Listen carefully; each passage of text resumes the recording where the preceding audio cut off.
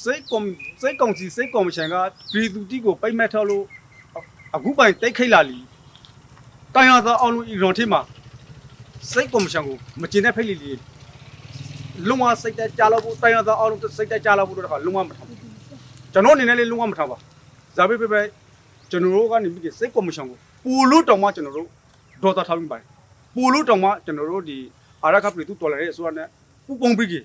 ပူလို့တောင်မှမိမိကိုယ်တိုင်ဝင်ပြီးတိတ်ကိုတိတ်ချော်စိတ်ပေါ်ထမ်းလာပါတယ်ဒီပိုင်သူတို့ဘက်မှာဇာနိဇာရှင်ကလင်းနဲ့ရှာလို့သီလာမြေစောကိုတော့ကိုအာရခပြည်သူတော်လာတဲ့ဆိုရနဲ့ပူပုံပြီးကြီးဝင်လို့တိတ်လို့သီကြတောင်မှအကျိုးရှိဖို့ဆိုပြီးကြီးစိတ်ထဲမှာတော့ထဲမှာခံစားမိပါတယ်အပရိမရှိရလူတီနေထိုင်ရစီကူသားရပညာဆောင်နေရတိကိုလာတော့ပြီးကြီးရောက်ပိုင်စိတ်ဓာတ်တော်မှုတူးလိုက်ဒီစိတ်ကုန်စီကိုဖွင့်ထားပါကဆိုးကားလို့ဤစကားတော့ခဏပေးကျွန်တော်သူတို့ကိုပြောချင်ပါ